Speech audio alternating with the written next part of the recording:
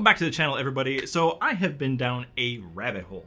We are talking a deep dive into something I never knew existed. There's websites, subreddits, forums, and most importantly, like heated debates. We aren't talking politics today. No. It's thock versus clack, Gatorons or cherries, reds, blues, browns. It's the world of custom keyboards. And today we are taking a look at a small example of a much bigger community. This is the Varmillo Victory 67. Now this is a 65% keyboard form factor with fancy magnets and a lot of milling. I'm Jesse, this is Bartman's Bits, and today we are trying to justify the $200 price tag of something that, well, comes bundled with pre-builts. It's keyboard time.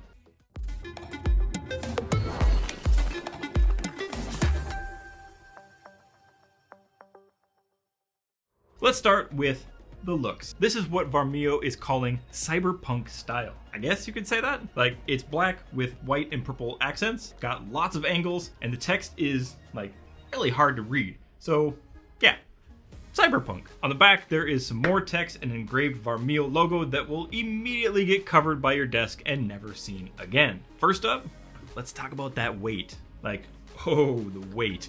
It feels like there is lead inside of this thing. Now, I've opened it up and there isn't. But the base is built out of a solid CNC piece of aluminum. We will open this up later to see what's inside, but man, it's heavy. And that really makes me happy. Not exactly the keyboard to pack up in a backpack, but on a desk, it's not going anywhere. Speaking of sliding around the desk, there are no feet on this keyboard. Is that a thing? Does paying $200 for 65% of a full keyboard mean I also get less adjustment? The angle it sits at is normally where I would want it to be, but for those that want to change that for a more comfortable experience, sorry. The keycaps are PBT with sort of a raised face and the standard concave feeling. They feel great when typing and my fingers stay centered. The bottom half of the caps are a translucent purple, magenta, maybe black, which allows for the LED light to spill out on three sides. The top of the caps are solid, so in the dark you may have a hard time finding the right key. If typing like this is your jam,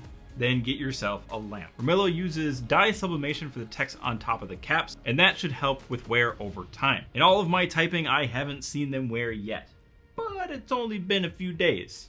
So, pre-lubed. This is a big deal for keyboard enthusiasts and something they will tell you to do when using any new keyboard. Lucky for me, this one is all lubed up, and Varmillo actually says to steer clear of self-lube because it can mess with the magnetic switches. I'll take their word for it. I don't think I'd be able to tell the difference between a lubed and unlubed keyboard, so I can't really tell if they did a good job. Looking closer at it, there definitely is some sort of lubrication on there, so awesome. You keyboard connoisseurs out there will probably be able to speak more on this and can probably provide a better assessment as well. Moving on. These switches are white top, special custom black bottom, Gateron, magnetic, uber fancy, and silky smooth units. Now these switches use a magnet and a Hall effect sensor to determine the travel of the key.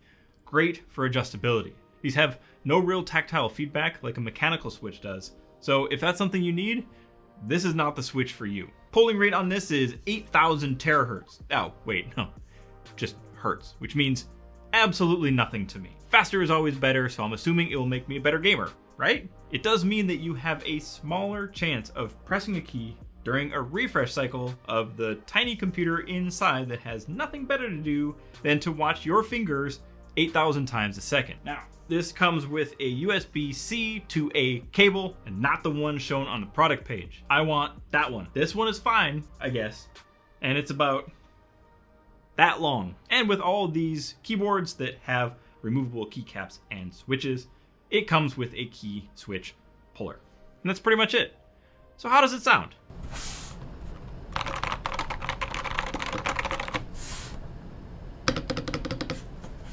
I like the thockiness of it, and the travel of the key is quite smooth. When compared to my other keyboards, this one definitely takes the cake. I was consistently 2 or 3 words per minute faster on the Victory 67 using default settings, and that may not be the best settings for my particular typing. The sound is muted thanks to the Poron foam, which, in case you aren't up to speed on your foams, is a line of products that are low outgassing, non-fogging, non-corrosive, and will not become brittle or crumble. Riveting stuff. There is also IPX foam, which is typically used for acoustic insulation, which makes sense. These layers of foams are there to take the Thocky keyboard to uber Thocky, while staying quiet for those who like to type in silence.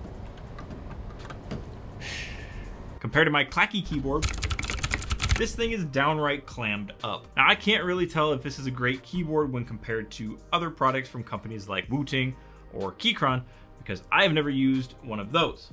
The closest thing I have is this Asus ROG Strix Scope with either Cherry Silent Reds or ROG RX Reds, depending on the product page you visit. I'm too lazy to verify. Compared to that, the Victory 67 is way thockier. Now, this keyboard supports rapid trigger, which, if you don't know about it, here's a quick breakdown. It's cheating. Well, not really, but it's about as close as you can get to cheating without actually doing it. Rapid trigger is the ability for a switch on the keyboard to be activated regardless of its current position. Take a look here. If I press down on this key past the activation point, I need to let it go all the way back up to that point before the key reset. Pushing it past the activation point just triggers the repeat a billion times function until I bring my finger back up. With an analog or magnetic switch, you can program the software to reset the switch after a specific amount of upward travel, allowing you to rapidly press and repress the same key during its full travel. If I set the RGB to trigger when you activate the switch, it looks like this.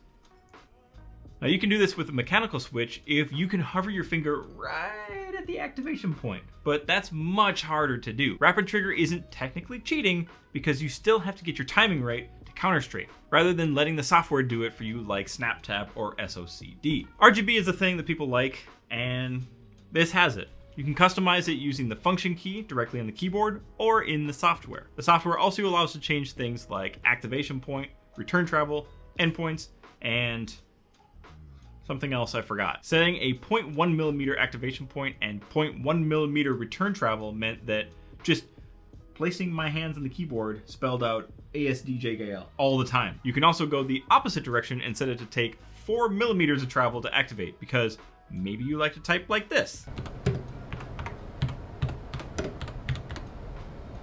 It's pretty cool that you can fine-tune it to that degree. So how is it for gaming? Well, I suck at Counter-Strike, but this keyboard made me suck marginally less. Now, after some practice, I was able to counter-strafe and pop some bot heads with ease. Is it better than the Asus I usually use? At my level of play, either one will get the job done. I really like this keyboard, and although the price might be a little steep, I think for what you get and the attention to detail on it, it's worth the cost. Actually, after looking at how expensive custom keyboards can get, this is practically budget. It sounds great, feels great, accurate as heck, and the software allows for plenty of customization. If you are watching this and you're in Qatar, you can pick this up right now from Store 974, who graciously provided this for review. You can find the link to this keyboard and Store 974's website down in the description. Thank you for watching, don't forget to subscribe, and I'll see you in the next one.